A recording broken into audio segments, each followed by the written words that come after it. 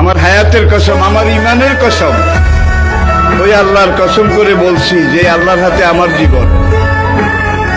বর্তমান ফিলিস্তিনের যুদ্ধ শেষ হবে, ইমাম মাহাদি এসে যাবে। ইমাম মাহাদি আসার 9 বছর পরে, ইমাম মাহাদি আসার 9 বছর পরে ঈসা আলাইহিস সালাম আসবেন।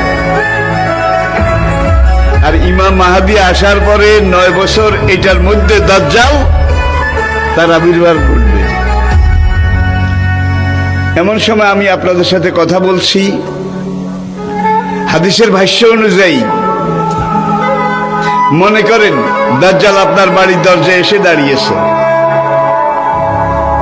এমন সময় আমি আপনাদের সামনে কথাগুলো বলছি, যেই সময় মনে করেন ইমাম মাহাদি আপনার ঘরের সামনে এসে দুয়ারের কড়া নাড়তেছে।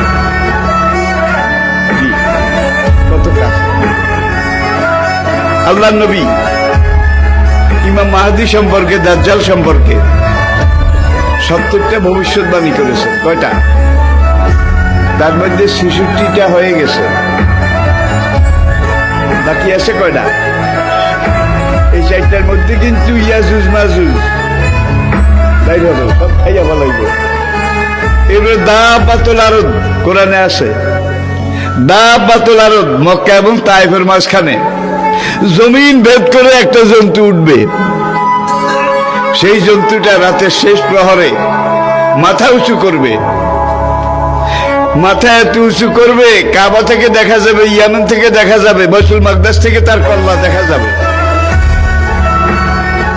সে কল্লা উঁচু করে বলবে, হায় দুনিয়ার মানুষ, সে মুসলমান জাতি, দুর্ভাগ্য তোমাদের, আজকে রাতে আল্লাহ তওবার দরজা বন্ধ করে দিয়েছে।